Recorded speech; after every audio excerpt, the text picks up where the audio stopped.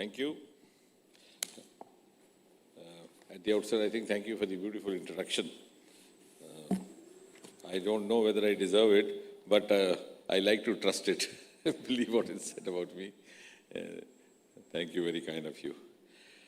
I'm indeed delighted to be here this afternoon for more than one reasons. A, that it has been an association with the Amazon Annual Summit, which has sustained over the years. I was here last year also. I think that was something called Smbhav Entrepreneurship Challenge. And then a year before last for the keynote address. So I'm glad I'm able to maintain this consecutive, successive relationship. And I'm also delighted because this is happening close on the heels of Chandrayaan, as was being mentioned. So the entire mood is buoyant all across the country, across the nation, all sections. And every Indian is looking up with excitement, amusement at anything that is directly or indirectly related with science, technology, innovation. So there's not only enthusiasm, there's also a sense of esteem and sense of pride and looking at what happens next with a huge degree of awe. And now we have the Aditya coming out day after. And as I said, I'm delighted for more than reasons. This is also precisely the time when Prime Minister Narendra Modi has completed 9 years as the head of the government at the center and has been reiterating all across as far as the science, technology, innovation and startups, synergy or integration amongst the various stakeholders, the R&D, the startups, the academia, the researchers, the industry, because all of us would agree that the era of silos is over, and if we have to grow from here onwards, it has to be a holistic growth. So it has to be an integrated growth. And I can see the demarcation between the private and the public vanishing away. And in the spirit of that thought, it's quite encouraging, quite reassuring to see that Amazon is actually working in that direction and has the potential, if I may say in a single sentence, has the potential to integrate technology with the business dynamics. So you are performing a task which is also very high on the priority of the government's approach towards promoting science-driven economy, technology-driven economy through entrepreneurship startups. And I believe when the Amazon CEO, Mr. ND Jesse, had called on Prime Minister Modi, there was also reference to the grassroots logistics. And apparently, the work is happening in that direction at the behest of Amazon. So that makes the bond all the more supplemented and fruitful. I was just now going through the exhibits, the AI-driven digital assistants. And when I was displaying, my first thought was, I asked the boy displaying that, I said, what would happen to you? Would you be required any more a few years later? Because everything is happening on its own. So you won't have the seller there, you won't have the buyer there. Maybe the same app would be available on your mobile, so you can operate from your place wherever you are. But I'm glad that at least Amazon has made a headway in that. So one of the first to get initiated into that. And I was also told about the partnership that you have engaged with the railways to encourage, to make it easy for the MSMEs, for the delivery, even through that virtual walkthrough, and also with the post. So I think all this is eventually going to take us a step forward in the direction of what we call as the ease of doing business, particularly for the MSMEs, which are the greatest stakeholders and also the potential beneficiaries of all the activity undertaken by the Amazon. India today, you would agree, is an upward march, and I think one of the best times happening as far as entrepreneurship is concerned. Over the last 9 years, the number of startups has gone up from 350 to about 125,000 or so. So it's an amazing quantum leap.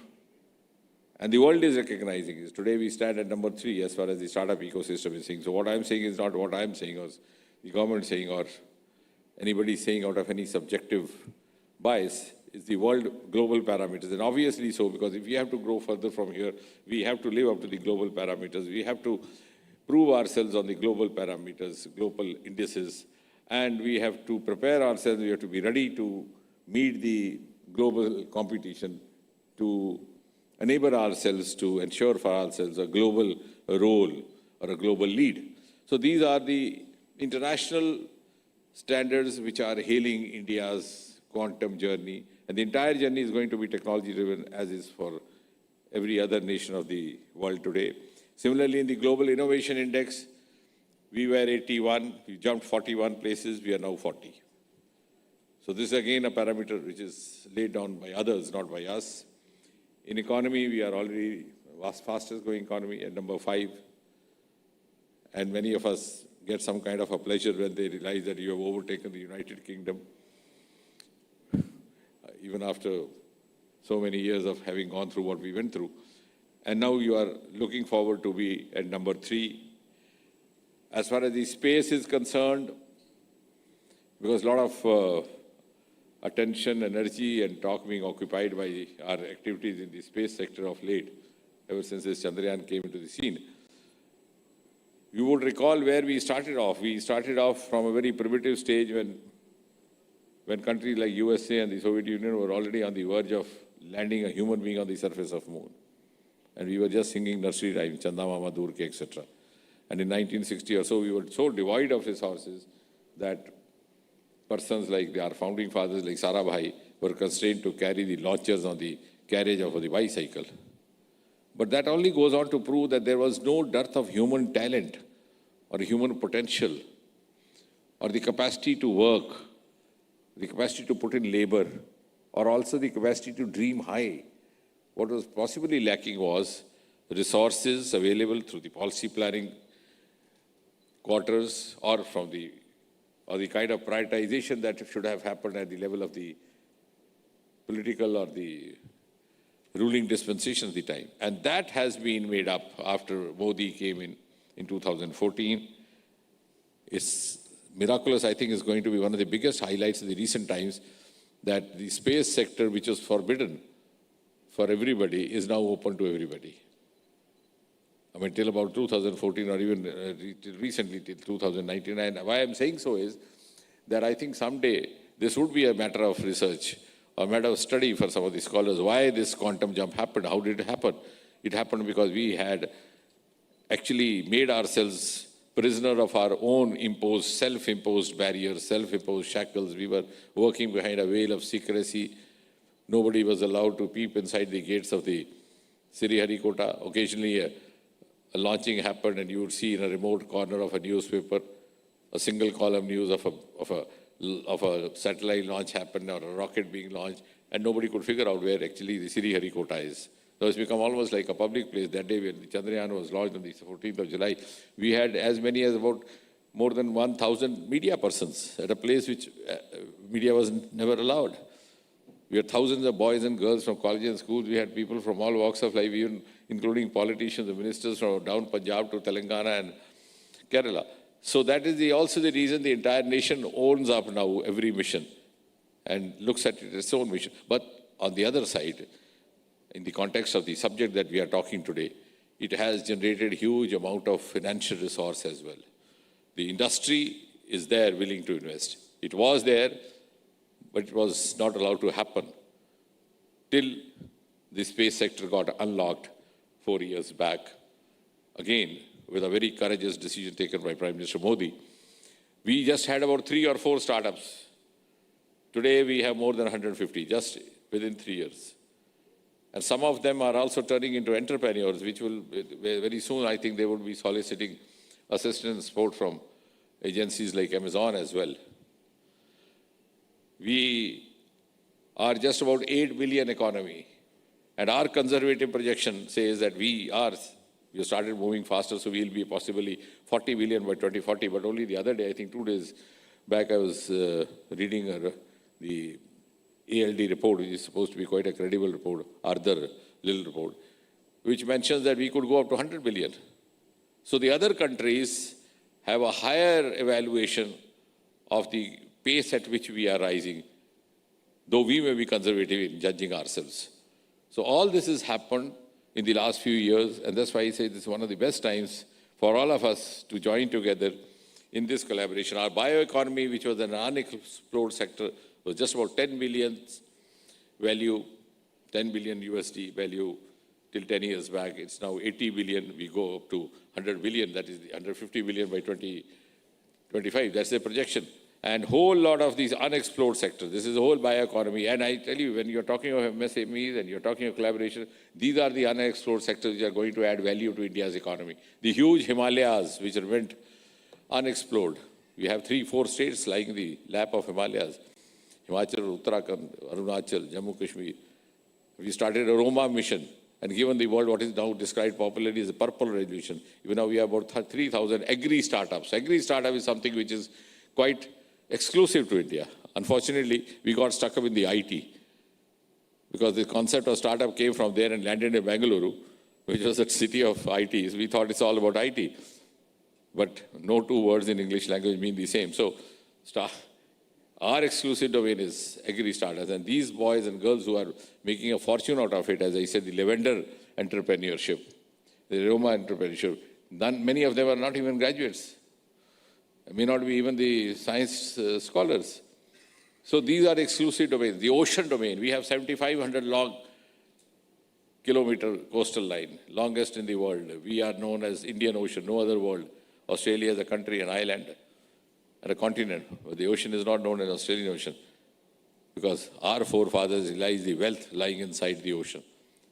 And it's only 2 years back we started this mission called Samudrayaan and the deep sea mission which Prime Minister announced on the ramparts of Red Fort. And very soon when we start exploring the metals, the biodiversity, the minerals lying at the bed of the sea, there's going to be a huge, huge value addition in bulk to India's economy. So these are some of the new areas which are waiting to be explored, which had not been explored so far. And when we talk of the goal of 5 trillion economy, I'm sure the collaboration with agencies like Amazon and all the other stakeholders is going to make it possible. Because when you engage all these stakeholders, you also start thinking of the Himalayas, you also start thinking of the oceans, you also start thinking of those assets which remained where they were, and you were just aping the ITs and the foreign preferences. And therefore, as India emerges as one of the fastest growing innovation-led economies, I'm sure this collaboration has an important role to play as a bridge between the private and the public sector, between the government and the industry, and most of all, between the capacity resources and the MSMEs, because many of the MSMEs are devoid of the kind of capacity that they require, which may not be financial essentially, but the otherwise, and also the kind of awareness.